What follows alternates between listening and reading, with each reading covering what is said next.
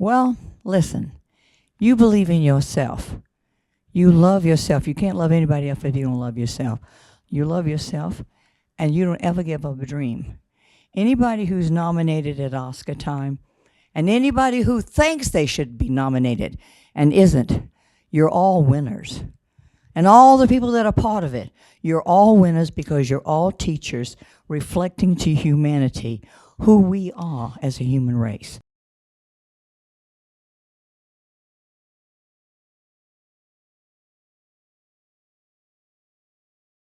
I'd like to welcome to the stage the producer of the film, Omar Romay. First of all, Omar, come on up here. Thank you. Yeah, take that seat there. And I can't recall the other person's name. Let's see. I have it written down here. Ladies and gentlemen, the great Diane Ladd.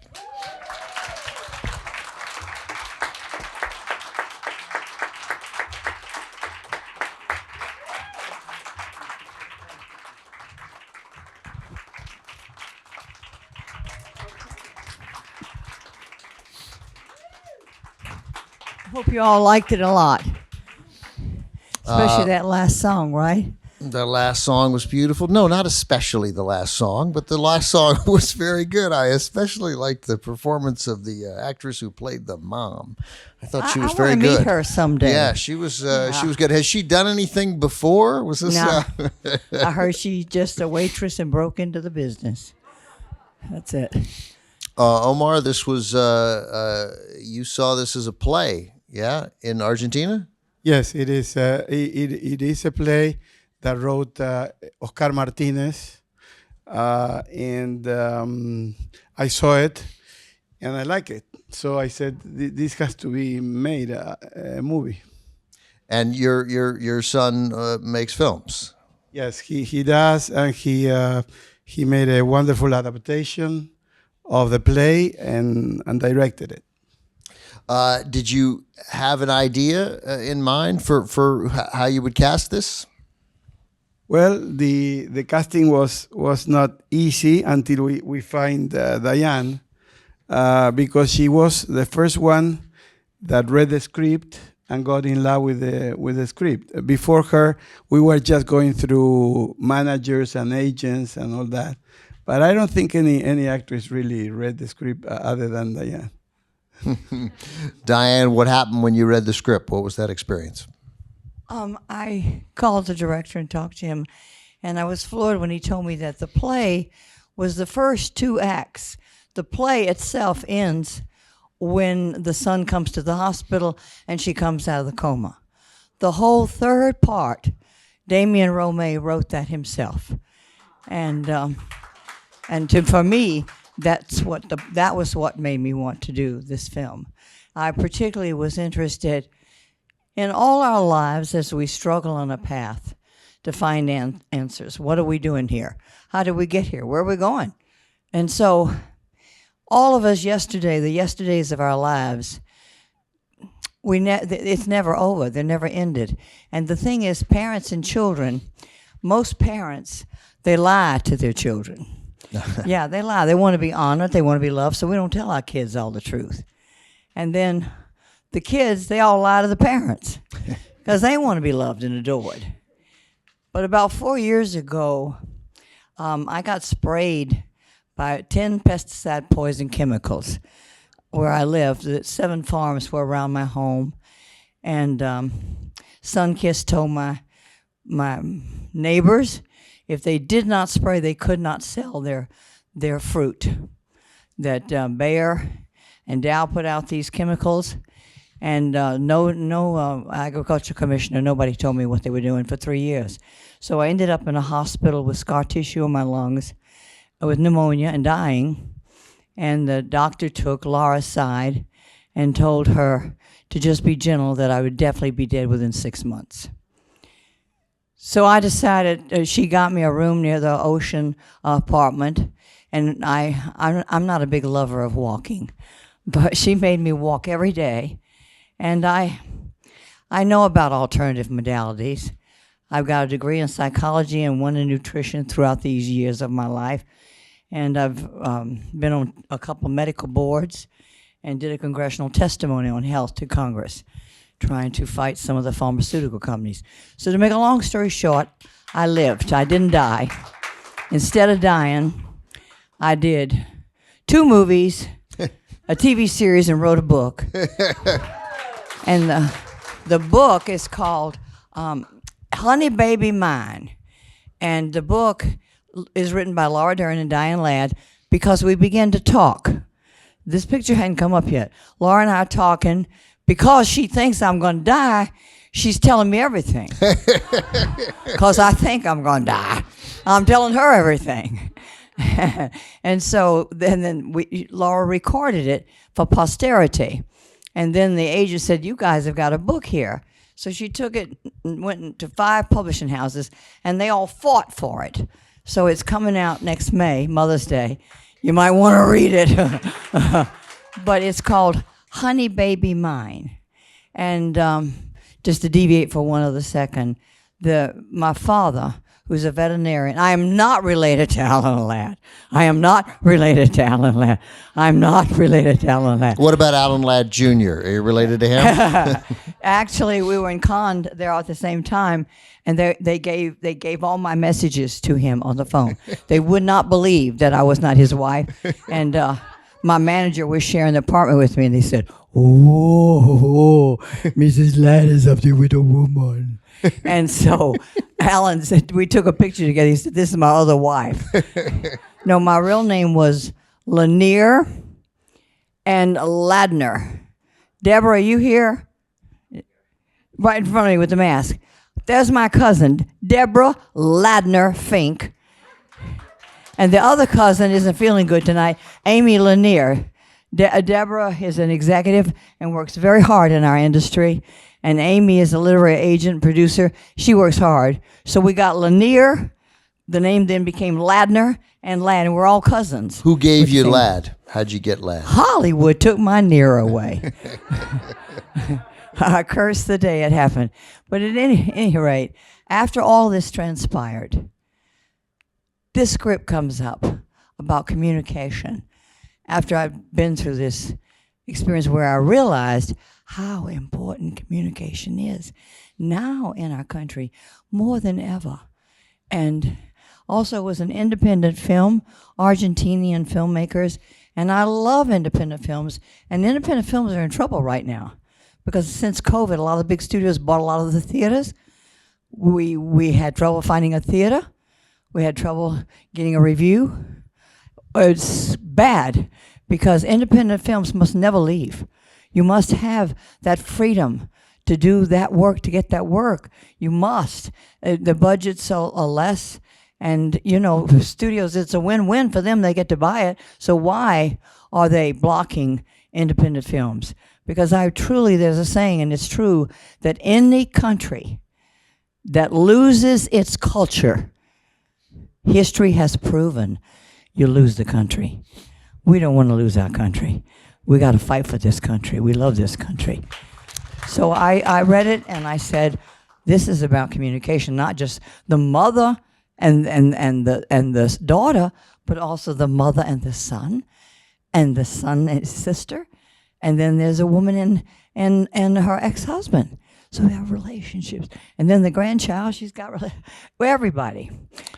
So it's a lot of relationships. So I imagine that I'm not alone. It was impossible as I was wiping away tears sitting in that second row there, not to think about it, and you've just explained some of it, but there's no way that you can't think about you and Laura as you watch this film. I mean, it is a subtext, I think, for everybody who comes to see the picture. You know that, absolutely. Right? Yeah. She's my heart. She's my treasure. She's my gift from God.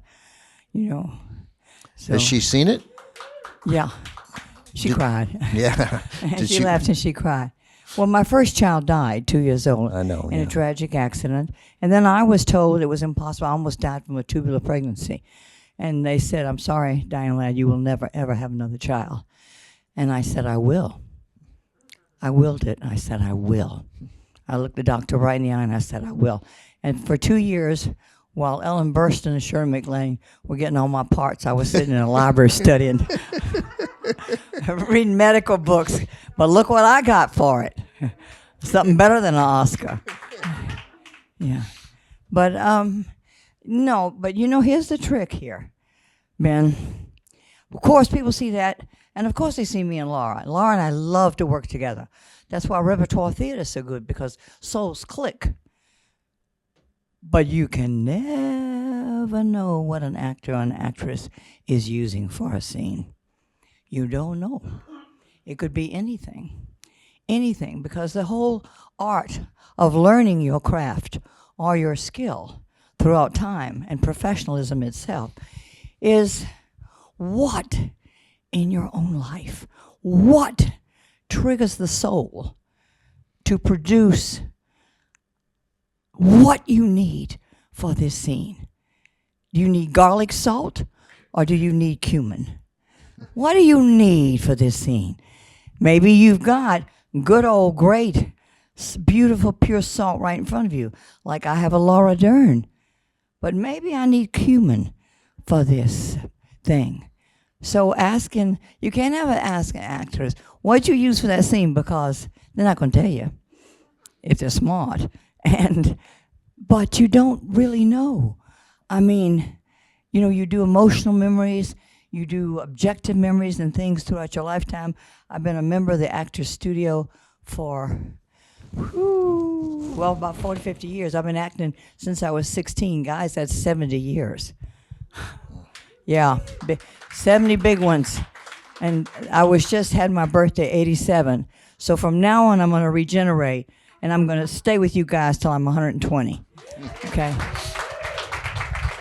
So let me ask Omar this. I'm curious, and I want Diane's reaction to this too. So especially for people my age and some of those people here, and this movie is nostalgic in a lot of ways. But first of all, it makes us think about relationships we had with our parents. I thought about my mom throughout this movie, a difficult relationship with my mom, and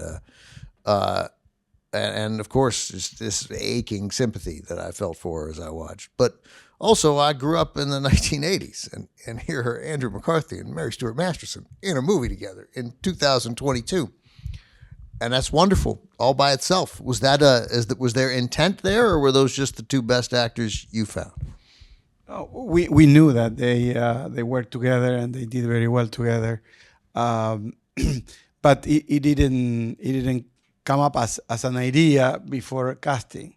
So we went through the process of casting, and we get rejected 1, 2, 3, 4, 15 times, And finally, my son says one day, "Why don't we call Mary Stuart Masterson? She hasn't been working for a long time, but she's a great actress." So I said, "It's a great idea." So we proposed that to the casting agent. She was available, and then the Andrew idea came, looking for actors. But originally it was Diane first, Mary Stuart second. Andrew was the third one to come into the picture. Well, and then Sam. It worked out very nicely. Very nicely. I had a relationship with each one of these people. You did? Mary Stuart Masterson's father was the great Pete Masterson, a director. And he directed me and Bob De Niro off Broadway 40 years ago in a play that the great Shelley Winters wrote. Yeah, and he was great. And now here I am working with his daughter. And then Andrew and I starred in a TV series along with Bruce Davidson for Stephen King called The Kingdom Hospital. Right, yeah. And Sam Robards, I'd never worked with Sam, but I had the great honor and privilege of working with his father, one of the greatest actors that ever lived, Jason Robards. Oh, honey. And Sam has his gift. I did a movie of the week with CBS with Jason. And then we were in a movie, Something Wicked This Way Comes, by Ray Bradbury. So here was like Old Home Week. The young girl I did not know. But to work with people that you've worked with before is a wondrous experience. It's like cooking a meal together. as you think back on the early part of your career, and you know, like Alice doesn't live here anymore. Forget the later successes, like with Loris. But how different is your approach now, or is it basically the same and the characters are merely different? Well, two things. Once upon a time, I was studying with Harry Gardino, and I was about 17. And on stage, I had to get on stage and walk into, my car breaks down in this improv, and I have to walk into a shack. So I walked into a shack, and then afterwards, Harry said, "Oh, that wasn't look like a shack. I didn't see you looking up for the cobwebs and this and that." I said, "You ever been in a shack, Harry?" And he said, "Well, I'm old houses." I said, "I'm from Mississippi. My father is a veterinarian and helps poor farmers, and some of them live in shacks. I've been in a shack." I said, "And I don't have to look up for cobwebs if I go in a shack." And he said, "Oh, Diane, what makes you think you're such a great actress?" I was 17. I said, "Mr. Gardino, I was consummated to be an actress and given birth to become a better one." That was, and I still believe that. But I am concerned. What's Harry Gardino's problem? What the hell is that about? Yeah. I'm concerned about our actors of tomorrow. I'm concerned. I also am a writer and director, and the great Patty Chayefsky was my mentor for writing. I was lucky that in New York, I'm a New York actor from Mississippi, but I danced and I sang. I was a Copa girl. I modeled. I passed out fruitcake at Bloomingdale's. I starved. Yeah. And I'm concerned, though, about my actors, my young actors, learning the craft, the work. I want another Diane Ladd, Bruce Dern, Laura Dern, Marlon Brando, Jamie Dean, Geraldine Page. I want the work. I don't want the work lost. And television is so fast, and all the other agents. I have a good agent, but I'm a rare bird because my agent cares. And now it's like, get them in, get them out. Get them in, get them out. Get them to a TV show. Get the young pretty thing. Get her in, get the handsome boy. Get them in, get them out. And where's the love? Where's the encouragement? Where's the pride? Where's the working together? Where is the work? So for all aspiring actors, go audition for the Actors Studio. You know, listen, it's a place, and out of 500 Oscars, the Actors Studio members have won 360. So go find a place, and if there's a teacher that you don't understand, but you like him, stick to it. Look for the pearl. Look for the pearl in the oyster. Hold on and wait for that one pearl that clicks. You know, because you don't even want to be in this business if you don't have it. If you don't have it, don't stay in this business. Get in another business. Business has gotten very hard. I think it's harder now than when I entered, but I entered at a rough time because I came about 12 years after Marlon and Shelley and them. And this, if I should be so lucky as to get nominated for this film, it would be my 4th. But the very first nomination, I got a phone call from a very powerful woman who owned one of the biggest important magazines for show business in this town. And she got me on the phone, but Alice doesn't live here anymore. And she said, "Oh, honey," she said, "you're a genius. You're a kid. You're going to be a big star. You got it. You got it." And she said, "You're a born star, and you're going to win. You can win this Oscar. If you can spend enough money on your own campaign, you can win this Oscar." My father was in a hospital. He had gotten ill, and his partner stole all his money. And I didn't have any money. I hardly had any money to eat. And my mother said, "Honey, come home. Come home, Diane." And I knew that if I went home, I'd never get back. I'd already turned down a scholarship to be a lawyer and all that stuff. And so I said to this lady, Mrs. So-and-so, "I don't have any money." And she hung up in my face. Click, click, click. Well, listen, you believe in yourself. You love yourself. You can't love anybody else if you don't love yourself.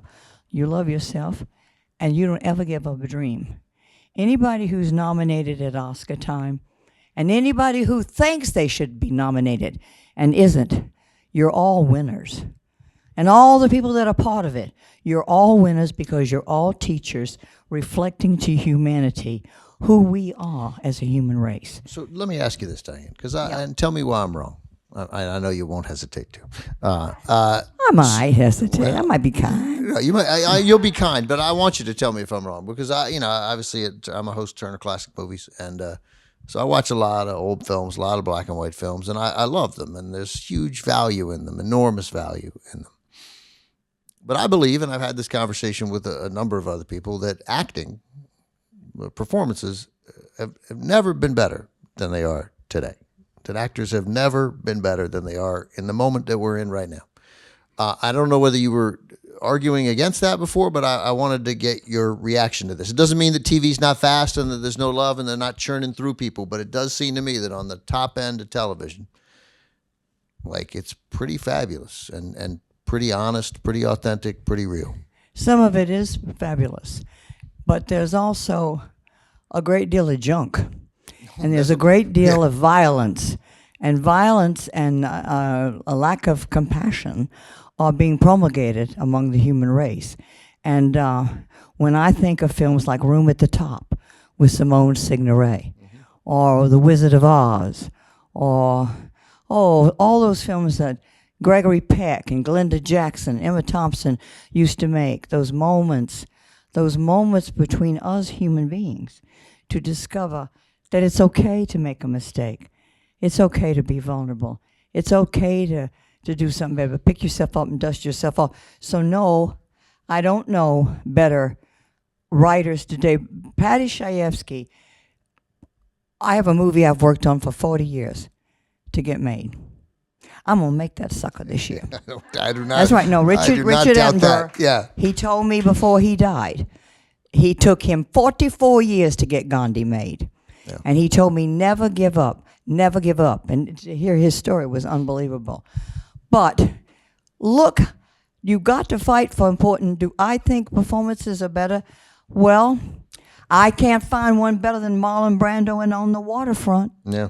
I can't find a lot of them better. Geraldine Page, there was only one Geraldine Page. No, Trip to Bountiful may be the best performance I've ever seen. How about The Goddess? Have any of you ever seen The Goddess with Kim Stanley? Whoa. So those, but we're talking about a couple different things here because I don't think there's any question you're right about movies because so many of the the movies we know now. We're in a world where at least in theaters, I don't even know what that business is anymore. Neither do any of you. The movies are dominated by a different kind of movie than you're talking about. And obviously, there's something like 500 or 600 television shows on now. So, of course, there's a lot of junk. But the best writers, if Patty Chayefsky were writing today, he'd probably be working on a show for HBO. Like he'd be working on it, he'd be doing television because that's where the great writers are. He told me personally, I'm not going to write for TV anymore. They're killing our writers. I got you, but that was He might have changed his mind. Yeah, right. It's quite possible. Yeah, it was a different. And if he was, he would be doing something very special and very good. I don't doubt that. Just like Scorsese or some of our greats, Yeah. Lynch. We got some greats around. I think the universe scatters greats in all fields to help everybody else. What's the play you turned down to make Orpheus Descending? I was a basketball picture, play that Herman Shumlin was directing, and it starred Jane Fonda. And you had lines in it, right? I had 5 lines on Broadway. My first chance at Broadway was 5 lines in this play starring Jane Fonda. And I heard they were going to do Orpheus Descending by Tennessee Williams. Mr. Williams is my cousin, but I didn't know him personally. I just knew he was my cousin from Mississippi. And so, just so we're clear, that's Tennessee Williams, who's your cousin. His name is Tom Lanier Williams. That's the Lanier part. And so, I heard they were going to do Orpheus Descending, and I loved the part of Carol Couture. I wanted to play Carol Couture. I mean, that's real acting. That's a part written for an actress. Not just bouncing a ball around. I mean, bouncing a ball around would give me a good hamburger and a milkshake in my tummy. but it wasn't doing my work like I could if I could play Carol. So I go down to audition, and I was so nervous when I did this audition that I went in the bathroom and threw up, literally, and then wiped my face and went out and auditioned. I get the part, so I go to Herman Shumlin, and because they told us that if we got good reviews off Broadway, if we got good reviews at ELT, they'd take us off Broadway. So I was hell-bent on this. We'll get good reviews. So I went to Mr. Shumlin. He was livid with rage. He said, "Child, you don't turn down Broadway to do Equity Library Theater. You do Equity Library Theater to be discovered to get a job on Broadway. You're doing it in reverse, Diane." I said, "I understand, Mr. Shumlin, but I have to do this part." And he never spoke to me again. And But you know what I had to do to get off Is Made? what did you have to do? The reviewers didn't come. How are you going to get a review? They didn't come. So I called up the New York Times department. I got some big dude up there. And he said, "Oh, honey, we don't review Equity Library Theater." And I started to cry. I said, "Wait a minute, I'm an actress. If I'm a good actress, what if I'm on the street acting wherever I am? Your job is to review actresses. Come review us." And I kept on, and he did. He sent somebody, and we got a great review. And so we take it. We get a great review, and we're going to now be able to do it off Broadway, except the 20th is doing the play as a movie, The Fugitive Kind, with Marlon Brando and Joanne Woodward and Anna Mañana. And so they said, "We don't want another little off-Broadway show while we're doing our movie." So now we're told we can do it again. I got Tom on the phone. I said, Tennessee, just so we're clear. I said, "Tennessee, Tom," I said, "I'm your cousin. I'm your cousin from Mississippi, and I'm an actress." Did you cry for him too? No. Okay, all right, just checking. No, Yeah. I did something else. I said, "We want to put this on in the living room. You've been trying to make this hit, a hit for 20 years." He did with Miriam Hopkins, Something Wild in the Country. I said, he says, "One of my favorite plays, Diane." "Yes, it's never really been a hit." And I said, "You do this, I do this play, I will make your play a hit. If this isn't a hit, I will eat your script with ketchup on it." I said, "Let us put it on in the director's living room." So he finally agreed to come to see it. But he said, "But I won't give you my decision right then and there." So he did come. So he brought a friend with him. And I was in the kitchen, and I'm 17, and I'm mixing lemonade and pouring gin in it. I'm pouring big bottles of gin in that lemonade. And his friend got sloshed. I was so worried, which is a good lesson for actors. I was so worried about everybody else, taking care of everybody else, that I wasn't taking care of me, So he, at the end, said to the director, "I'm going to let you do it." He said, "The only one I'm worried about is Diane. I don't know how good she is." Now, that's the truth. So then the producer comes to me, or the director, and said, "Diane, we don't have," it was only like $11,000 to do this then. That's like about 40 now, to do this off Broadway, but we don't have the money. And he said, "There's a stockbroker that wants his wife to have the part of Carol Couture. If you let her have the part, we'll give you a producer credit. Let her have the part, we can go, because otherwise these actors are going to starve. They don't have money to buy milk for their babies. So will you please give up the part?" And I said, "In the pig's eye. I'm not giving up this part." I said, "I'll go get you your money." Now, I didn't know anybody in New York. I knew a judge I'd met. I went to a judge, and that man wrote me a check for $5,000. And I don't know how I got down to this men's club, but he gave me these papers that they would sign and each invest. And I sat at a table with these other 5 men. No, that's right, the budget was $10,000. I pitched them, and the 5 men each wrote a check for $1,000 apiece. I got the $10,000, And when the play went on, we got some of the best set of reviews in the history of the theater, including yours truly. Oh. And also, I met Bruce Dern. I was going to playing say. Orpheus, an Orpheus descendant, and here we are. Right. So if you take that Broadway role, you don't meet Bruce Dern. We don't get Laura Dern. So right. that is perfect. But sometimes in life, just like I knew I was supposed to do this gentleman's movie. Sometimes you don't know how you know that you know, but you know. And that's the most important thing in your lives, to believe that. You must do that all the time as an interviewer and a writer. You go on you have great instinct. He's interviewed me once before. And you are great. And you are intuitive. You're a high intuitive. High intuitive is somebody who has the seventh sense before other people got into sixth sense. Well, that's super kind of you to say. I love interviewing people, and I have gotten better at it. So, and I listen. That's the key, right? That's the key to acting. It's what I've learned from talking to so many great actors. You can't be a good actor if you don't listen, and it became pretty apparent that if I was always thinking about my next question, I'm missing it. Yeah. Ben, it's gotten out of hand. The Oscar race has gotten out of hand. It costs so much today. If you want to have a screening and you want to rent the Goldwyn Theater bungalows, it's like $25,000 to have a screening. Then you got to pay somebody to MC it and send out all the mail, a pro who knows how to do it. I know one pro that does it that gets $25,000. Then you got to have Somebody food. gets $25,000 to MC something? Yeah. I got to get on this circuit.